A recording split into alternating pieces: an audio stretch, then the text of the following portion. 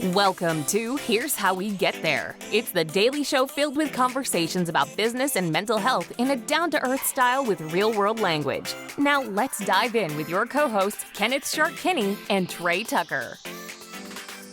All right, Trey, here's a great sports story about somebody showing great character. So the Phoenix Suns' Kevin Durant was addressing some pregame hecklers that were yelling obscenities and vulgarities to him while the Phoenix Suns took the floor at the American Airlines Center in Dallas before they played the Mavericks a week or so ago. The video shows Durant running onto the court to take warm-ups, and then he basically ends up having to confront a couple of Mavericks fans who were shouting this stuff to him.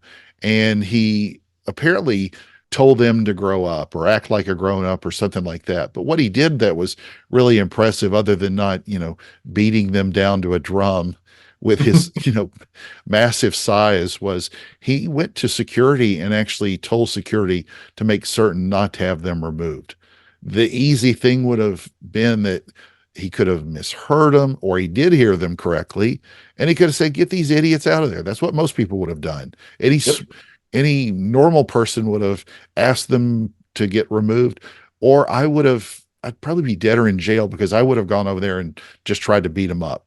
Kevin Durant showed a lot of class, and he wanted to make certain that, he acted like a proper gentleman, and he told security not to throw him out.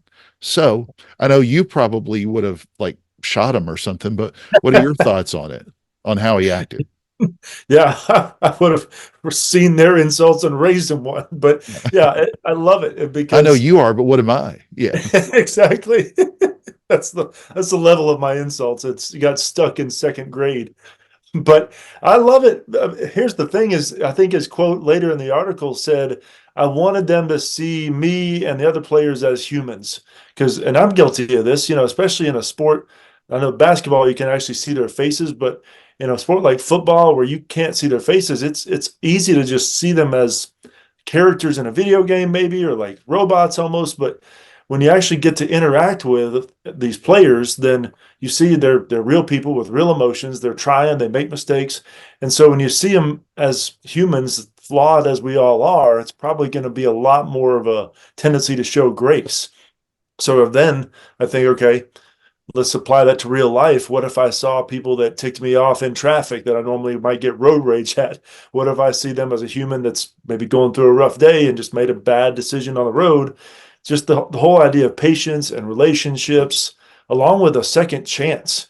Because if you throw somebody out of a stadium, or if you try to cancel them in culture, if they don't get a chance to prove that they've grown and changed, then what's the point? So yeah, I love this. I wish we could all follow in line with his example. well, just the physical stature of him alone. I mean, the man is 6'11". He's got to be 250 at least. The 35-year-old, he's got some man strength behind him. He probably, I think I read one time where his wingspan's 7.5 feet, something ridiculous. But he probably could have picked him up and broken him like a twig. But other than really being that size, he showed himself as a decent person too, for just not having him thrown out or whatever. He could have done so many more things. He could have yelled sticks and stones may break my bones, and then taken the stick and beaten the crap out of him, but he didn't. And hats off to him for showing him. He knows at this point, this is the legacy he's going to leave by teaching other people. It's not for making a basketball goal.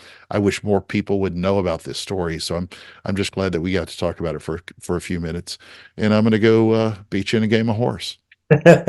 Thank you for joining Shark and Trey on the Here's How We Get There show. Make sure to rate, review, and subscribe to the show, and visit here'showwegetthere.com. That's here'showwegetthere.com.